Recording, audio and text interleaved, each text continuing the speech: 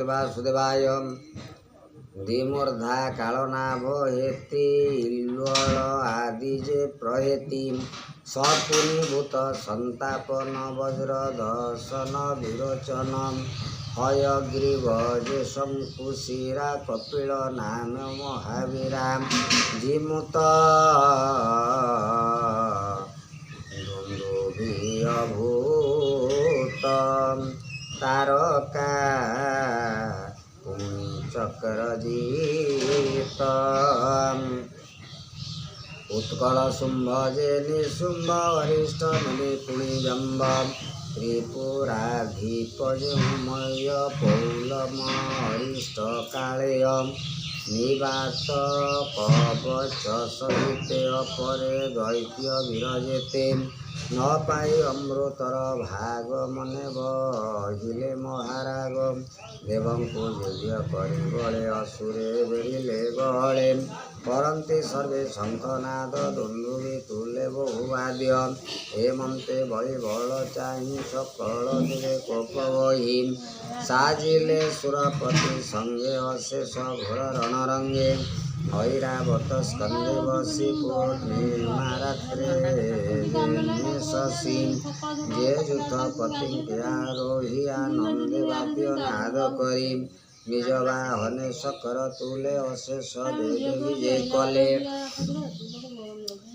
रण संकुल महागोल समुद्र तीरे निबल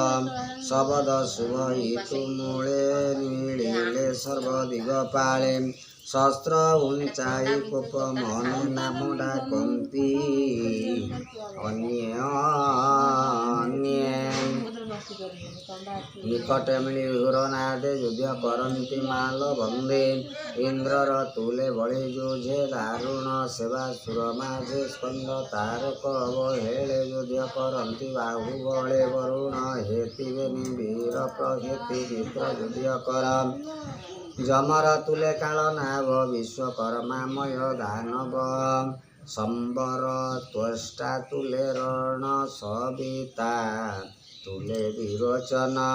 नमुचि जे अपराजिते अश्विनी वृष परवा साथे सूर्यर तुले बाणासुर राहुर तुले निशाकर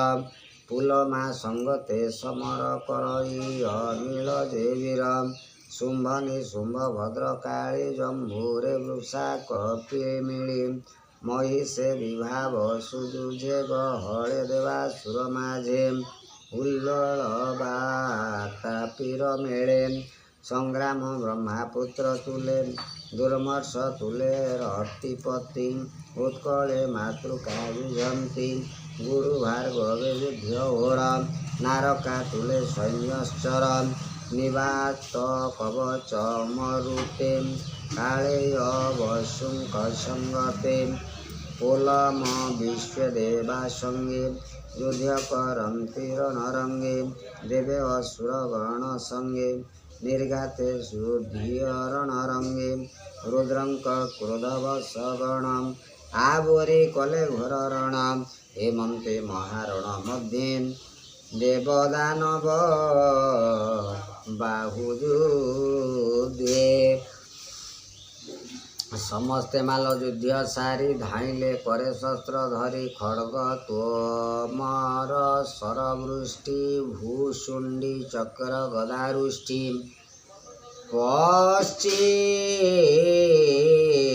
पच्चीस शक्ति उल्लकरे त्रास परशुके कुठारे निष्कृष भल्लु जे मुदगर परिघ पुणी भिंदी पाल हेमंते नाना शस्त्र भेदी असुरं कर शिर छेदी गज तुरंग रथ साथी युथे पड़िले पंक्ति पंक्ति